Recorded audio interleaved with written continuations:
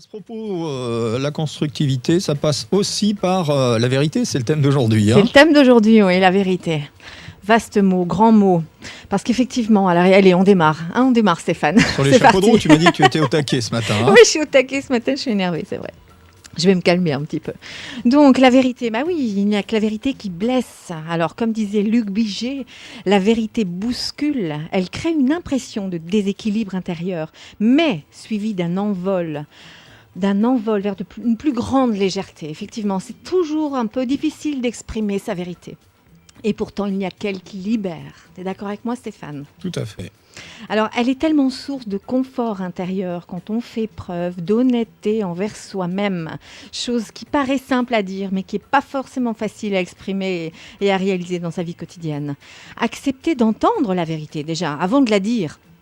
Accepter de l'entendre en ravalant son ego fait un bien fou. Alors, tout comme accepter d'exprimer ce que l'on pense, ce qu'on ressent réellement, à tout moment face à n'importe qui. Alors ça, c'est pas toujours évident non plus. Oui, tout à fait. C'est clair. Mais bon, il n'y a pas d'autre solution pour être libre et pour être en confort intérieur. Alors ce n'est pas chose facile et pourtant la seule solution pour être en accord avec soi. Être cohérent. Seule solution pour ne pas tôt ou tard ressentir du ressentiment. Alors, vis-à-vis des autres, mais aussi vis-à-vis de soi. La colère vient toujours d'un ressentiment intérieur parce qu'on n'a pas osé exprimer clairement ce qu'on voulait exprimer. Combien de fois, avec du recul, n'avons-nous pas osé dire par peur de décevoir, parce que c'est souvent ça qui nous empêche de dire ce qu'on pense. Combien de fois avons-nous menti sur ce que nous ressentions pour ne pas blesser l'autre, alors que sincèrement, nous n'étions pas du tout en accord avec ce que l'autre exprimait ou ce qu'il faisait. Alors, tout ça, c'est du temps perdu vers la voie de notre destinée. Il faut savoir, à chaque fois qu'on prend un petit détour et qu'on contrecarre un petit peu sa vérité, on prend du retard. Le courage d'être soi, c'est être soi, à temps plein, sans intermittence. Alors, de faire confiance aussi en sa capacité de discernement. Parce qu'il y a un adage qui dit « répéter un mensonge 1000 fois et on le prend pour une vérité ». Ça, c'est le matraquage publicitaire, etc. Tout ce qu'on peut entendre autour de nous. Faites confiance à son discernement personnel. Réfléchissez par vous-même tout le temps. Très important. Tu veux dire que si on se répète X fois la même chose, on finit par croire à ce qu'on raconte ? Oui, exactement. Donc on se fabrique en quelque sorte sa vérité. C'est propre mensonge, je dirais plutôt. C'est propre mensonge, tout à fait. C'est propre mensonge. Plus juste. Et on finit par y croire. La force de l'habitude, on sait comment ça fonctionne. Alors, il y a Jiddu Krishnamurti, un grand maître à penser que j'adore, qui est plus de ce monde maintenant, mais bon, ses paroles et ses pensées sont restées gravées, qui exprime et qui dit que dès l'instant où vous suivez quelqu'un, vous cessez de suivre la vérité. Donc, j'aime bien cette petite pensée à méditer. Alors, parce que ce qu'il faut savoir également, c'est que personne ne détient votre vérité, car elle vous appartient, elle est au centre de votre cœur. Elle est à vous et non au voisin, ni aux collègues, ni à l'amoureux, etc. Moins on est proche de sa vérité, plus on est susceptible de se laisser convaincre par une personne qui prétendrait détenir une forme de vérité. C'est le propre des hommes qui nous gouvernent, par exemple. Leur charisme, leur discours, leur position nous font croire qu'ils détiennent une vérité ou les solutions. Comme les gourous, c'est le même principe. Ils nous vendent leur vérité parce que l'on ne croit pas en la nôtre. Voilà. Les fortes personnalités qui nous font croire qu'ils détiennent des choses misent en fait sur notre incapacité à croire en la nôtre. Donc on se laisse embringuer. Les publicitaires aussi. Vous imaginez si les publicitaires commençaient à nous dire la vérité ? Ce serait tristou, ça. Non. Moi, je trouve que ce serait plutôt pas mal. Ça veut dire qu'ils miseraient sur notre intelligence et plutôt que sur notre bêtise et notre incapacité à comprendre. Ouais, mais là, l'économie s'effondre. On est en train de changer de système, Stéphane. Donc, il y a bien un moment où il va falloir changer quelque chose. Et on est en plein dedans. Donc, il faut effectivement garder sa cohérence et essayer de comprendre tout ça. J'ai pris un petit exemple tout bête aussi. L'époux ou l'épouse aussi, parfois, font office de gourou ou de dictateur. Quand on a peur de les décevoir, on se met à mentir et à se fourvoyer. Ouais, parce qu'ils nous font peur, parce qu'on a peur qu'ils nous abandonnent ou des choses comme ça, et on commence à ne plus être nous-mêmes. Donc vous voyez, à tous les étages, on peut se laisser embringuer. Alors c'est en quelque sorte la loi du plus fort, celui qui parle le plus fort. On se laisse impressionner. Alors l'idée, c'est de ne plus se laisser impressionner par personne. Peu importe son statut, son niveau social, son titre ou l'aisance verbale de la personne qui s'adresse à nous, ça reste la vérité de quelqu'un d'autre. Ce qui est valable pour lui n'est pas forcément valable pour soi. Parce que comme je disais au début, il n'y a pas de vérité universelle. Chacun est porteur de sa vérité. Et on dit souvent, c'est pas parce qu'on parle fort qu'on a raison. Exactement. Ou qu'on détient la vérité. Je suis bien d'accord avec toi. Donc, afin d'accéder à notre vérité, il y a toujours un moment dans la vie où il faut tuer le maître, entre guillemets. Alors, le premier maître à tuer, c'est le père, pour naître à soi-même, à ses idées, à sa destinée. Et à un moment donné, il faut le contester, l'affronter, le remettre en cause. Tuer le maître, l'enseignant, pour trouver sa propre créativité. Intégrer l'enseignement en se l'appropriant avec son propre ressenti et expérience. En réalité, il faut tuer toute forme de conditionnement pour exister en tant qu'individu. Reconnaître ce qui, dans nos expériences, nos rencontres, nous apporte une résonance particulière, une résonance personnelle, ce qui est en accord avec le cheminement de notre vie. Tout simplement, et ce qui ne correspond plus à notre vérité. Donc, casser tous ces schémas qui ne correspondent plus à notre vérité. Ah, il y a du boulot, il y a du pain sur la planche, c'est clair. Mais c'est pas impossible, c'est maintenant. On peut plus attendre là maintenant. Ça suffit les mensonges. On fonce, on s'écoute et on fonce. Alors, dans le mot individu, il y a individualisation, dans le sens individuer, ce qui se distingue des autres. Être dans sa vérité, c'est ça, se distinguer des autres.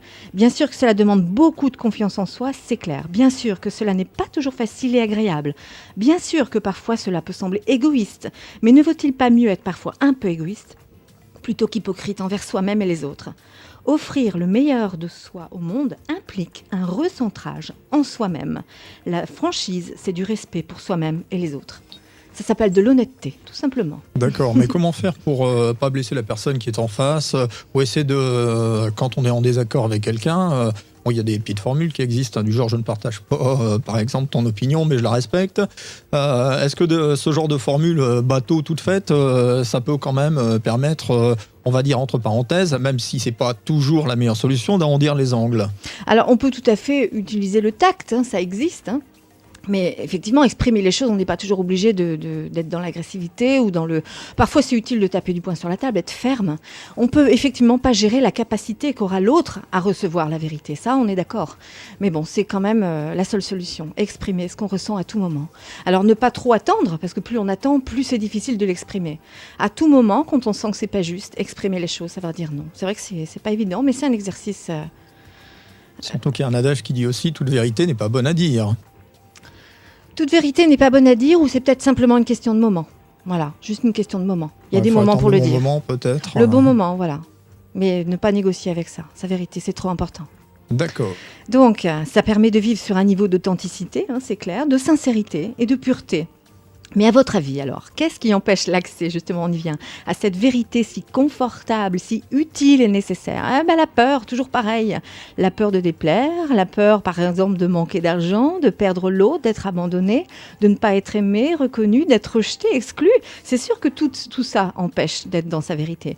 En conclusion, sachez être honnête avec vous-même, sachez parfois entendre des vérités sur vous-même sans vous offusquer. Parce que si vous êtes capable de recevoir la vérité, vous serez plus en capacité de la dire. Elles sont là pour nous libérer. Sachez exprimer ce que vous ressentez en temps réel. Cela a pour fonction aussi de libérer, mais vraiment libérer quelque chose. Personne ne pourra me contester quand on balance quelque chose ou quand on dit quelque chose qu'on a sur le cœur et quand on l'exprime, à quel point on se sent bien. Ça, c'est vrai. Ça soulage. Ah ouais, non, c'est clair. Il n'y a que ça qui rend bien, de toute façon. Alors, à chaque fois que vous vous sentez vexé ou touché par une réflexion, ne brandissez pas vos armes de défense afin de défendre une fausse idée que l'ego protège avec ferveur, alors que cette vérité est justement venue vous libérer de votre prison intérieure. Donc, vous voyez que c'est vraiment dans les deux sens. Être capable de la dire, mais être capable de la recevoir. Parce que si une réflexion vous touche, c'est forcément qu'elle vient toucher un point de l'ego qui résiste. Donc, savoir entendre, c'est aussi important que savoir le dire. D'accord. Voilà. Donc, sachez l'accueillir avec détachement, observation et humilité. On sait très bien que personne n'est champion du monde, personne n'est au-dessus de personne. Nous avons tous des failles et des défauts, c'est normal, on est humain. C'est bon pour l'âme de le reconnaître, que nous ne sommes pas parfaits. C'est vraiment la voie vers l'éveil. Créez votre vision. Comment voulez-vous améliorer le monde si vous n'apportez pas quelque chose de neuf ? Et la nouveauté se trouve dans votre vérité. Alors, l'originalité est dans l'audace et dans le culot d'être soi. Alors, ne pas confondre avec être soi-même avec le moi-je. Celui qui s'exprime tout le temps, moi-je, il n'est pas forcément centré sur sa vérité. Oui, il a un problème d'ego, à mon avis. Voilà. Non, l'idée, c'est le soi et pas le moi-je. Donc, le soi, c'est ce qui vient du cœur. Alors, l'astrologie permet effectivement d'avoir cette forme pensée, dans le sens où chaque signe porte une fonction et une énergie particulière. Le simple fait de comprendre que nous sommes tous différents tout en étant complémentaires aide beaucoup à cohabiter avec la différence d'opinion sans pour autant trahir ce que nous sommes. C'est comme si vous demandiez, alors j'ai vraiment ce petit exemple très simple, c'est comme si vous demandiez à un chat d'aboyer et le fait qu'il n'y arrive pas vous contrarie. Vous voyez, c'est ça la vérité en fait. Le chat est dans sa vérité quand il miaule. Il peut toujours essayer d'aboyer mais il aura l'air un peu ridicule.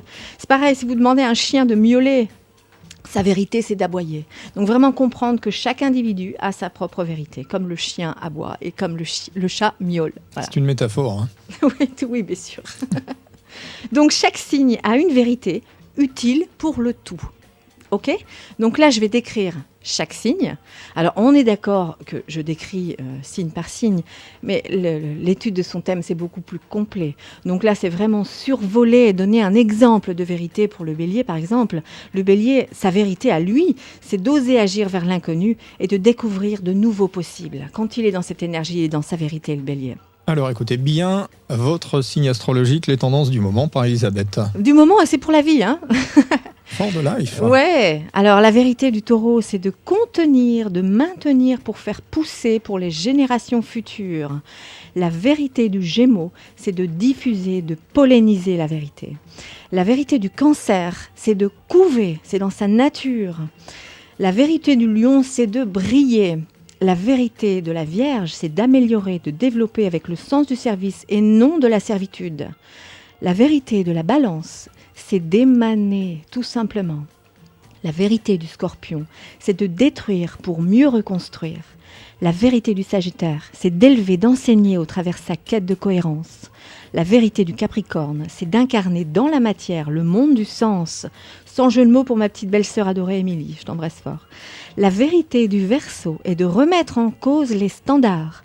La vérité du Poisson, c'est d'unir, de matérialiser les rêves. Donc vous comprenez que chaque énergie est porteur de sens et porteur de vérité. Voilà, concentrez-vous sur votre énergie et osez être qui vous êtes. D'accord, dis-moi si tu as terminé sur les signes. Mais vas-y, je t'écoute.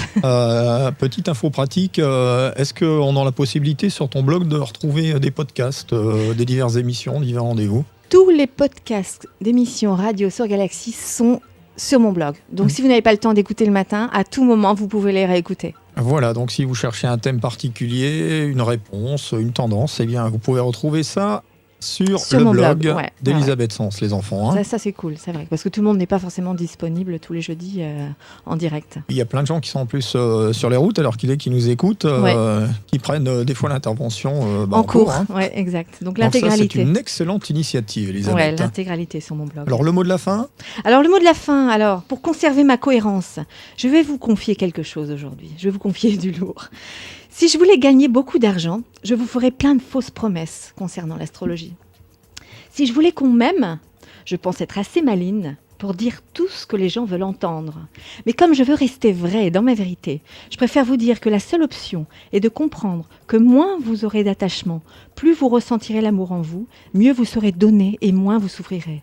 L'astrologie peut en effet vous servir à mieux vous connaître, pour enfin vous abandonner à la vie et surtout à moins vous mentir à vous-même. Et pourquoi pas semer au passage du bon engrais pour les générations futures. Alors, où est votre vérité ? Je vous laisse y réfléchir aujourd'hui. Voilà, donc la question est en suspens. À vous de réfléchir. Quelle est la vérité ? Quelle est la vôtre ? Petite question encore, toujours concernant tes actus du moment. Les ateliers reprennent, ça va se passer où, quand, comment ? Alors, contactez-moi sur téléphone parce que j'ai 2 endroits, c'est pas encore déterminé. Mais bon, ce sera au clair pour le 3 octobre. Donc voilà, les ateliers, ce sera dans le but de faire des voyages en vous-même, d'en apprendre sur vous-même, de contacter cette vérité dont je vous ai parlé aujourd'hui. Donc ça va durer 1h30 à 2h, le temps effectivement de faire le tour. Inscrivez-vous, je vous dis par mail, donc sensdelettre@gmail.com. Ou alors sur mon téléphone, vous m'appelez, je vous expliquerai vraiment le lieu, comment ça se passe, etc. Voilà, et tu nous rappelles l'adresse du blog, ça c'est important. elisabethsens.com. Voilà, donc c'est carrément un site internet là.